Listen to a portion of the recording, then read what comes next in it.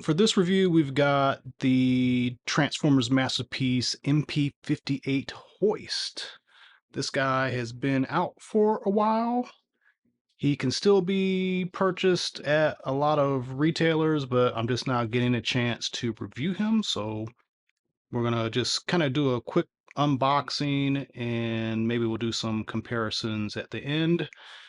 So the Masterpiece line has been coming with the Long Life Design logo for quite a while. They've won a couple rewards the past couple years, so they've been prominently displaying this on all the Masterpiece stuff. Looking at the box, it's cool to see that he is designated Cybertron Repairman, in case you didn't know that. On the top, typical Masterpiece stuff. The Transformers Masterpiece is kind of like a foil stamping. Looks pretty nice. The bottom is all kinds of legal stuff, just in case you want to see that. On the side, it shows off the vehicle mode. On the other side, it shows off a robot mode pose. And on the back, got a lot going on. Basically, we get a little bit of history about Hoist. It shows us what comes in the box, quite a bit of accessories, and you get to see how the accessories are kind of utilized. A lot of this stuff is from recreating various scenes from the cartoon. And at the bottom, you get this nice group shot of him with the other Transformers. So we're getting very close to having like season 1 and season 2 caught up. Uh, there is a lot of robots missing. Uh, Maybe someday we'll get caught up on that. Uh, And for me, I often wondered if they were ever even going to do Hoist or Trailbreaker, and I'm just surprised they finally done it. So next thing we need is some mini bots, some official Takara mini bots to at least complete the season 1 characters. Definitely need them for season 2. So here's hoping that they keep going. So let's do quick unboxing. Um, Something about these, there are QR codes on the inside. If you want to take a look at those, I think these just go to the Takara Tomy website.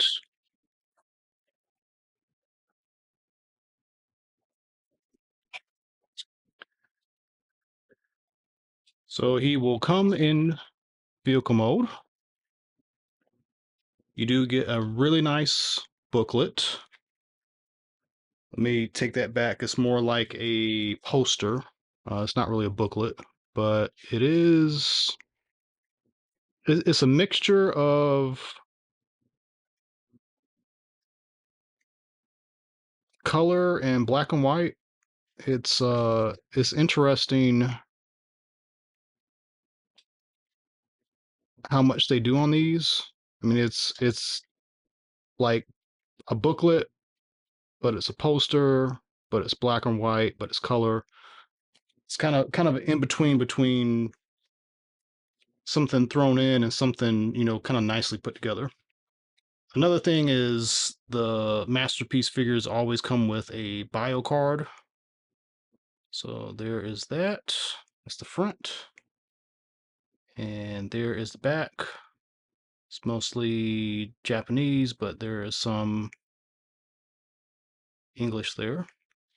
Probably translate that pretty easily.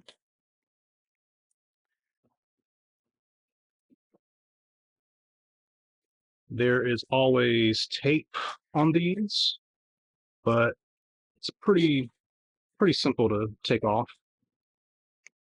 And I generally will undo 3 sides and use the 4th side like a book cover. So Oh, there's a blast effect. So you get a blast effect that's in here. You get extra fist, extra faceplate. You get this piece that he uses in one of the episodes. You get a wrench. You get an alien mask, and you get an alternate front end. The front end that he's going to come with is chrome, and then you'll be able to put the cartoon piece on. I call it cartoon piece, the non-chrome piece to give it more of a cartoon look. So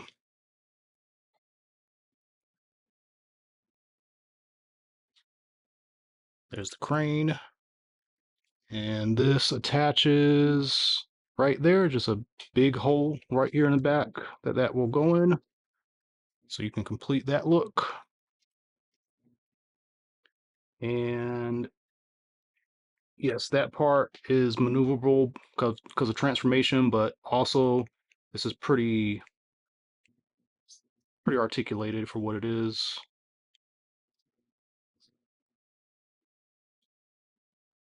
Seems like this should move. Yep, it moves. It's really tight though. The claw is only articulated at this joint. The other joints do not move. And articulation here. Nothing else moves or bends on that.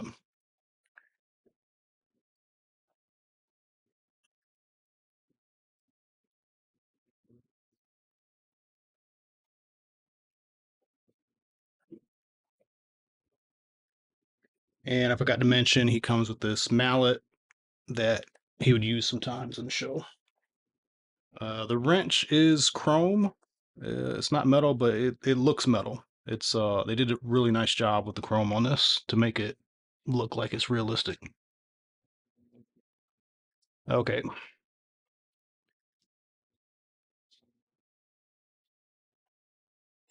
And I like the faces on this guy. This face, the eyes are not chrome, but they're a metallic color, like a metallic paint.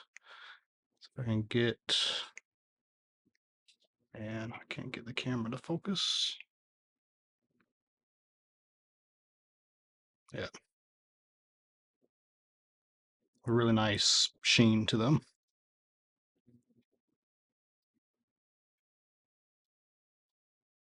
Okay, so that is unboxing. That is partially vehicle mode. We'll go over the vehicle just a little bit more. So, he's got this trailer hitch. Well, not a trailer hitch, but a towing hitch in the back that, as you see, does work and kind of snaps into place. He's got these things which have more to do with his robot mode, but they do articulate. Technically, the door is open, but not so much for, you know, they're not completely practical, but there is a bit of an illusion of the doors kind of being functional, but you got this piece in here that kind of ruins that. The wheels are plastic. There's only very few masterpiece vehicles that have had rubber tires. Optimus slash Convoy is one of them, and Ultra Magnus is another one. I don't think any of the other ones have come with rubber tires. And then the hood opens. It's a bit difficult, and you kind of need to open it to hide the mirrors.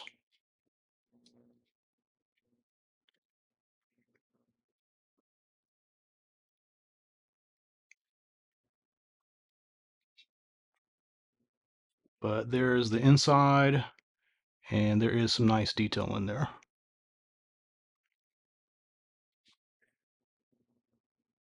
Opening it though, when you pull it open, it feels like you're bending plastic. But there's just there's two articulation pieces. There's a hinge on the hood and a hinge where it connects to the inner area. So there's kind of this accordion pattern that's happening. But it does look pretty nice. Um, there's the back. You got some stripes, and bottom's pretty clean. So that is vehicle mode. All right, let's get him into robot mode, take a look at him, and then let's do some comparisons. Okay, so here he is in robot mode, and it's really quite amazing how different he is than Trailbreaker. Without really going through the instructions, he was also pretty easy to transform and figure out. So that's a bit refreshing too. A lot of masterpiece figures from a few years ago going back had started getting more complex with the transformation.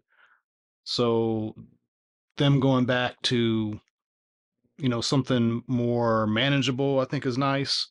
Um, the articulation is really good, but that's going to always be a thing with the masterpiece. Well, at least in the past 5 years, they've been doing a lot to just really go above and beyond. Um, they almost always have butterfly joints. The head is going to be on a ball joint. The arms, not really double elbow, but because of this weird thing going on with the way it transforms, you can get some crazy poses out of the elbow, even though this really isn't the elbow. Still, you can get the poses that you want is the main thing. Even the legs, you got just tons of articulation. Um, there is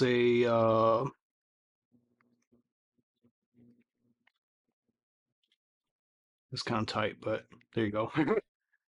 There's side ankle action. Technically up and down because of this, just kind of happening in a different place than you would expect. But it's really a nice figure, really nice. So, you've got all these accessories. You got the mallet that can. Oh, I think this has to come out. Yeah,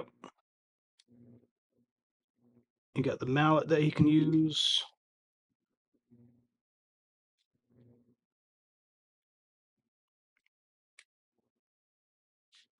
So that's cool.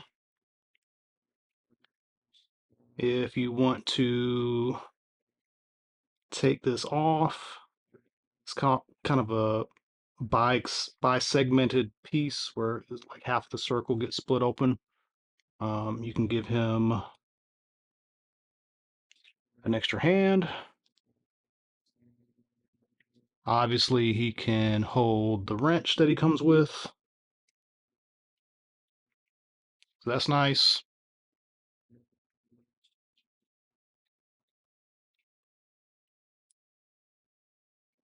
I personally like having the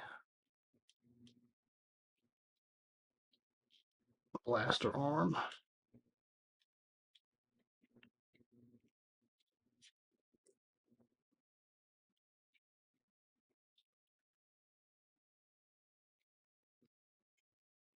Then you got the blast effects. And the extra face basically is to give him more of a. I don't know if this is meant to be toy or if this is meant to be an alternate face from the show. Because sometimes they draw the characters a little different on the show. And let me see here. This should just slide off pretty easily. Okay, there he is with that face. Definitely liking the face that he comes with a little bit better. It doesn't take too much work to get off, but it just kind of slides off and slides on.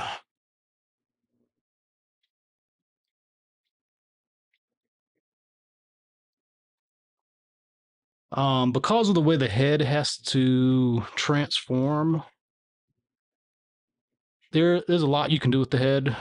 Um, you can get some pretty extreme poses with it. Um, Basically, there's this weird joint. But again, you can get all kinds of, you know, extreme poses out of the head because of it. But for the most part, it works pretty well. Okay, so that's Hoist. Let's do a little bit of comparison here. So here he is with Trailbreaker. And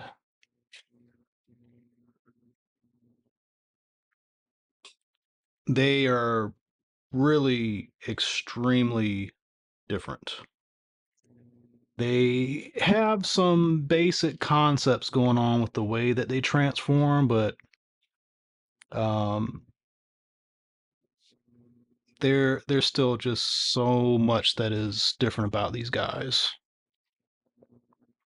Just kind of awesome how much they've done to give us these two figures.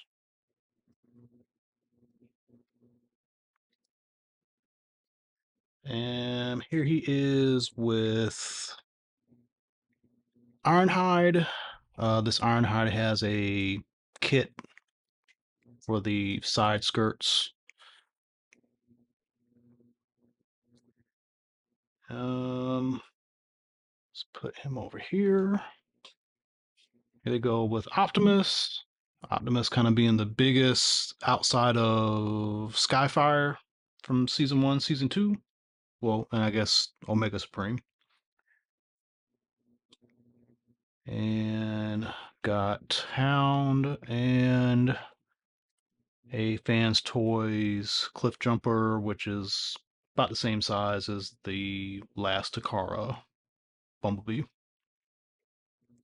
So overall, great figure, easy to transform, looks good, lots of options. You can do just get about any kind of pose or recreate any kind of scene from the show. You get the idea. And helps to complete the collection. Now we just need more season 1 and season 2. Hopefully we'll get that soon. I know we've got another Hoist repaint remold for a Diaclone version. And then we've got actually a repaint of Ironhide coming. I know we got Jinrai coming, Jinrai, but not counting that with season 1, season 2. So let's hope some more G1 season 1, season 2 comes soon. That's a review. Thanks for watching. Let me know what you think. Let me know if you picked it up, if you're planning on picking up any of the repaints. And as always, thanks for watching, and tune in next time for more videos. Thank you.